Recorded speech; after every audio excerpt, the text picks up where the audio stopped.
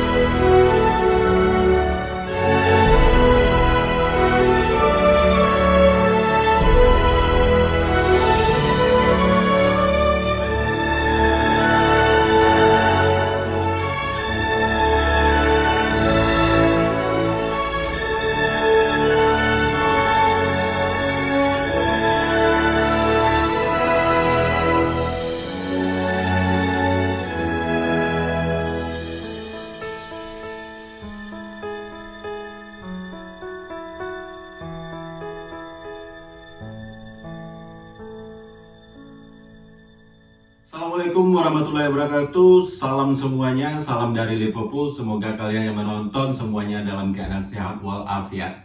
Oke, hari ini saya mendapatkan 20.000 subscribers. Ya, pertama sekali saya mau mengucapkan beribu terima kasih atas support kalian.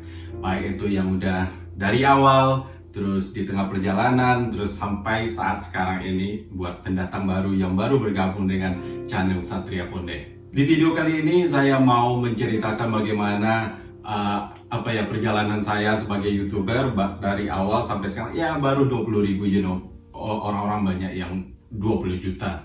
Video kali ini adalah pidato saya,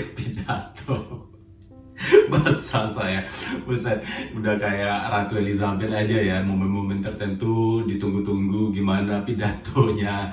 Ya, mungkin ini informasi aja, kalau di sini di Inggris kalau kayak Natal itu atau acara-acara yang bersejarah itu ya kan, itu Ratu Inggris, cuma saat itulah Ratu Inggris muncul di televisi, makanya ditunggu-tunggu oleh warga aja. Bisa jadi satu kali setahun aja, kayak Corona kemarin Ratu Inggris muncul, ya seperti saya sekarang ini 20.000 subscribers, Raja Indonesia. Anyway, video kali ini saya mau berbicara tentang bagaimana awalnya saya mulai menjadi YouTuber sampai sekarang, apa sih tantangan saya. Well, sumpah tantangan itu adalah netizennya, baik netizen di Asia ataupun 62. Soalnya saya sering itu nonton YouTube itu tentang pidato presiden, apalagi tentang waktu politik. Terus saya juga nonton budaya-budaya Indonesia yang sekarang-sekarang ini yang trending atau yang di televisi. Sumpah saya jarang sekali nontonnya dengan berbagai alasan. Terus ya, saya lihat komen-komennya, buset, ini bisa menghancurkan planet bumi ini kalau netizen 62 udah murka. Ya, alhamdulillah saya juga ngalami sekarang ya, itu suatu kekurangan. Tapinya itu adalah support dari netizen ini adalah is massive, besar banget, Ya kalau konten kita udah diterima, terus mereka udah sharing informasinya, ya saya mau menonton orang ini, oh buset supportnya, oh thank you so much, it's big, benar-benar bikin exciting banget, bikin semangat sekali, so thank you again guys. Walaupun dulunya saya ngeri banget kalau udah baca-baca komennya, but so many improvement, itulah perbedaannya. Kalau di sini orang lebih ignorant di sini, maksudnya lebih mencuekkan. Kalau lu salah mereka cuek, kabur gitu kan. Kalau di Indonesia, kalau secara pribadi saya itu kalau kita bikin salah, mereka dengan cara-caranya memberikan masukan, Nah itu intinya menurut saya peduli. That's it. Mungkin di sini mereka orang-orang terlalu individual ya. Saya sudah melihat statistik dari audiens saya, mulai dari umur 13 tahun nih anak-anak kalian harus sharing juga informasi yang saya sampaikan. Kenapa? Tidak semua konten saya itu cocok buat penonton yang di bawah umur 18 tahun. So, biasanya saya kasih peringatan. Namun ada juga yang senior, yaitu orang-orang yang jauh berpengalaman dari saya. Orang yang sudah berumur 45 tahun ke atas sampai 65 plus.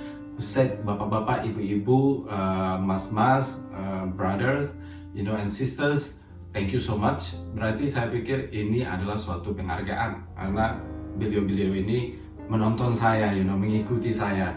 Nah, tanggung jawabnya ini nih yang sangat-sangat besar sekarang. Yang penting saya hanya ingin bisa jadi diri sendiri dan semoga tidak berpengaruh buruk untuk orang lain. Yang jelas sudah pasti karena umur saya antara 25 tahun sampai 34 tahun, nah itu adalah statistik yang tertinggi yang menonton. Nah disitulah saya yakin pengaruh dari saya lumayan berdampak kepada mereka, yaitu tadi tanggung jawabnya lumayan besar. So guys, thank you so much again. Kemudian saya mau membahas tentang konten saya. Yang pertama adalah traveling. Bagi saya, I love traveling, Bagi saya, semua yang ada di bumi ini diciptakan oleh Yang Maha Kuasa udah pasti beautiful. Terserah mau negaranya apa, Cuman sebagai preference saja, pasti kita punya tempat-tempat lokasi favorit, Semuanya berbeda and beautiful in their own way, you know what I mean? Jadi jika saya selalu dikasih kesempatan untuk explore, baik itu adventure atau culture atau negara-negara lainnya, dan saya berusaha untuk berbagi informasi bagi penonton semua. Di konten ini saya juga membahas tentang perbedaan. Ada yang misunderstood bahwa saya membanding-bandingkan atau membeda-bedakan. Bagi saya, perbedaan dengan membeda-bedakan itu maknanya berbeda. Kalau perbedaan kita bisa menilai atau mengambil sesuatu dari perbedaan tersebut jika perbedaan itu ada negatif dan positifnya, ya kan. Tapi kalau membeda-bedakan itu artinya subjektif. Jadi saya suka negara ini karena ini, bagi saya itu it's not happen, bukan itu maksud saya. Saya membedakan UK atau negara lain dengan Indonesia agar perbedaan itu bisa kita pelajari, bisa kita ambil sesuatu dari yang berbeda itu. Ya kalau perbedaannya negatif, throw away, put in the bin, buang tong sampah. Tapi kalau perbedaannya positif, why not? Bagi saya, kalau kita ingin maju, we always change, the way we doing it, Jadi kita harus analisa terus bagaimana sih cara kita untuk maju lagi. Kalau kita pertahankan cara kita nggak akan maju-maju. Karena who you? Kita cuma sendiri, Sementara di luar sana atau orang lain atau orang di sekitar kita, mereka sudah duluan, why not, learn from that, belajar dari itu. Sama seperti perusahaan di mana saya bekerja, kita selalu ada perubahan, tiap bulan itu ada aja yang dirubah-dirubah. This all to succeed something what you want, Jadi perubahan itu penting kalau menurut saya. Tapi perubahan yang bagaimana, well, whatever yang suitable buat kalian. Nah ini saya mau klarifikasi juga, yaitu isu-isu sensitif, isu agama, seksual, terus apalah gitu. Pokoknya yang jarang diperbincangkan oleh media di Indonesia. Saya nggak tahu kenapa, mungkin mereka takut atau gimana. Nah, kalau di sini, kalau konteksnya kita itu belajar atau bertanya atau ingin tahu, it's okay. Tapi approach-nya yang berbeda. Kalau saya di sini bertanya sama tetangga saya, sama si Daniel, sama teman-teman saya, bagaimana kamu berpendapat tentang orang Muslim ini, saya nggak akan lagi diam-diam nanya itu, kamu anakmu LGBT ya? Ya salah ya kan? Tapi ada approach. Jadi ada pendekatan dulu. Misalnya, ini saya mau, saya penasaran loh. Nah mereka kan menjawab, apa itu? Saya penasaran kalau seandainya ini, menurut kamu gimana? That's the one. Mereka akan senang atau mungkin mereka nggak jawab, oh maaf saya nggak tahu jawabannya, atau mereka, ya itu tergantung dari si penjawabnya. Jadi mereka nggak akan tersinggung atau masalah-masalah yang lainnya. Apart from what you just said, that I don't think you should be asking people questions about their sexuality, about very personal things, because this is what gets them offensive. But if you are approaching the subject in a neutral way, then Yeah. Do you have a partner? yeah, You know, Exactly. elaborate, but not are you gay? exactly. That's a bit- You don't Not- straight not ask person offensive, that yeah. question because that's extremely personal. That's true. You know, same. You know, ask about the religion. You don't go to someone. Are you Muslim? Yeah. Yeah, you Or are can't you do that. Christian? You're wearing a hat. Are you a Jew? Yeah, exactly. That wouldn't be nice, you know. Then they're gonna take it in an offensive way. But if you're just having a loose conversation about stuff, Yeah, you start like open with the person first, isn't it? exactly. If you do some intro to it, then it's Yeah. absolutely fine. You know, if the person's agree to answer, that's entirely up to them. You know, but Yeah, but they will not expect offensive if you no, already they won't be explain. offended. No. Malahan di sini itu yang lebih sensitif itu kalau kita bertanya umur ke orang. Kalau di Indonesia kan gampangnya yang umur lu berapa ya kan. Kalau di sini juga ada approachnya umur berapa itu. Misalnya kalau lagi audisi ya ditanya umur nggak masalah. Tapi kalau orang baru kita kenal tanya umurnya di sini lumayan sensitif. Itu aja sih. Nah, isu-isu agama ini nggak munafik aja. Di sini banyak orang Muslim tapi dari budaya yang berbeda, dari negara yang berbeda. Jadi pandangan orang di sini terhadap Muslim nggak semuanya sama, Jadi cuman saya dulu pernah berpengalaman di sini ada orang yang pergi ke Indonesia, yang kenal Indonesia ya. Dia bilang kalau di Indonesia itu adalah the most Muslim population yang bertoleransi tinggi. Jadi mereka lihat di Indonesia itu memang toleransi orang Muslim itu beda banget dari negara-negara lainnya. It's true, dia bilang begitu. Karena di Indonesia bukan negara Islam walaupun mempunyai populasi Islam tertinggi di dunia. Tapi katanya itu semua adalah kompor-kompor media. Kalau ada peristiwa ras, peristiwa agama di Indonesia itu bukan orang Indonesia sendiri. And thanks God, saya sangat bangga sekali mendengar itu. Saya cuma bilang kita punya slogan yaitu Bhinneka Tunggal Ika. Itu aja sih jawab saya. Kenapa sebagian orang di sini bilang kalau Islam itu ada yang begini sifatnya, orangnya nggak sopan ya, sering banyak sekali yang bilang yaitu tadi karena pengaruh dari budaya mereka berasal. Saya bisa kasih contoh sendiri berdasarkan pengalaman saya waktu saya berada di Saudi Arabia. Jadi waktu itu saya berada di airport Jeddah, ada seorang perempuan yang pakai cadar warna hitam, terus dia itu bawaan ada buku segala macam itu kan, dipeluk kayak gitu jalan berselisihan sama saya, terus bukunya ya kayak film gitu ya, bukunya jatuh, bawaannya itu jatuh, dan dia saya lihat susah sekali untuk mengambilnya karena roknya itu kan dalam ya, kan susah mengambil di lantai. Nah saya bantu kumpulin semuanya, saya kasih ke dia kabur aja, no thank you, tidak ada bilang terima kasih sama sekali. Kalau di sini itu terjadi, mereka bilang, lu pikir itu kerjaan gua ngambilin barang lu yang jatuh, minimal lu bilang terima kasih. Nah, beliau ini yang perempuan ini kan Muslim, jadi orang di sini wajar aja pikir ini ajaran dia, is manusiawi ya kan, cara berpikir seperti itu. Padahal bukan agama yang ngajarkan itu. Bisa jadi budaya dia takut dengan cowok atau gimana, saya juga nggak tahu. Nah makanya itu pendapat orang di Eropa ini bermacam-macam berdasarkan pengalaman mereka sendiri. Dan alhamdulillah semua orang yang berada di sekitar saya di sini tidak ada satupun yang memikir kalau Muslim itu adalah menjudge orang Muslim, maksudnya di negatif way. Kemudian konten saya berikutnya adalah motivasi. Motivasi ini adalah berdasarkan diri saya sendiri. Saya tidak ingin orang-orang berpikir saya ini orang pintar banget atau paling pintar, orang yang udah tahu segala-galanya. Nah, ini adalah sebuah perjalanan hidup saya, bagaimana pengalaman saya dan kerja keras saya untuk mencapai sesuatu yang saya gapai. Belum tentu yang saya gapai ini bagus untuk orang lain, Tapi yang saya banggakan dengan perjalanan hidup saya ini adalah prosesnya. Yang saya dapat ya kuliah, saya mendapatkan nilai terbaik, salah satu terbaik di kampus waktu kuliah, langsung dapat kerja setelah tamat di perusahaan akuntansi terbesar nomor 5 di dunia. Tapi bukan itu, sumpah itu bukan hal yang saya banggakan, tapi prosesnya yang saya merasa oh my god, saya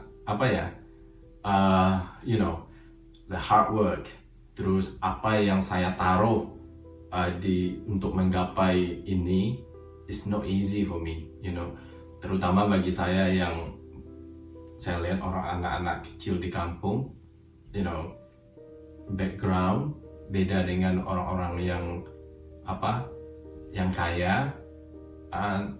Itulah suatu yang kalau boleh jujur ya saya bangga sekali, dan saya yakin banyak sekali, bukan aja di Indonesia, di dunia ini, orang-orang yang berada di posisi saya, anak-anak yang butuh motivasi, yang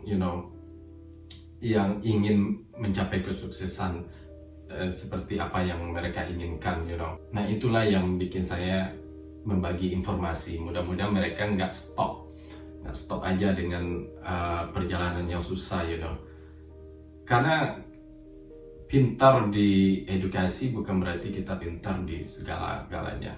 Kadang pengalaman itu sangat penting, karena dalam proses itu ada sebuah kegagalan. Nah, kegagalan itulah yang kebanyakan orang yang takut gagal. Padahal kegagalan itu adalah fondasinya untuk kita mencapai kesuksesan. That's what berdasarkan pengalaman saya. Jadi saya tidak akan pernah takut dengan yang namanya gagal. Kemudian konten saya berikutnya adalah konten entertainment. Jadi saya sama Daniel sama teman-teman semua itu nggak ada skrip. Jadi kalau saya bukan aktor, saya bukan artis.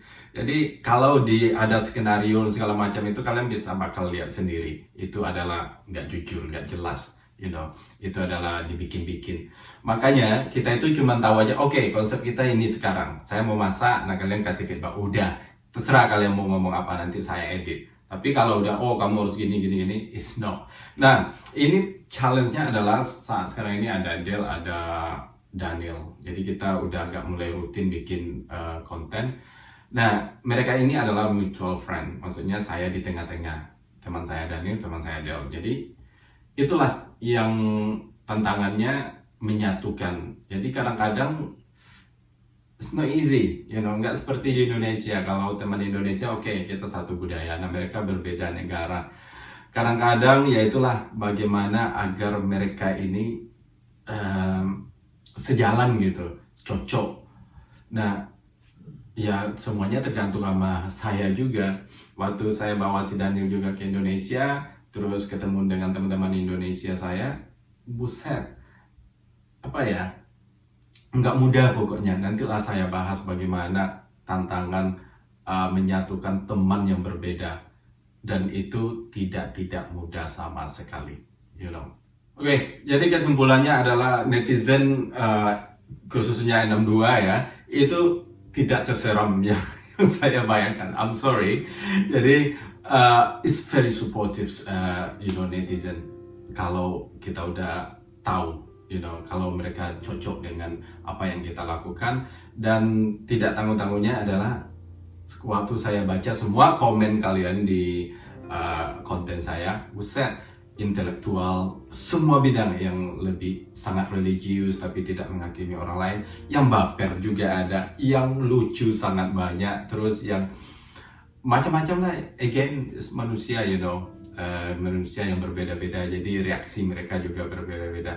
Dan bagi semua yang sudah memberikan waktunya untuk mengkoreksi saya, untuk memberikan saran dan lain-lainnya, mengkritik juga, ini semua nggak bisa saya levelkan mana yang terbaik. Semuanya baik bagi saya. All the best.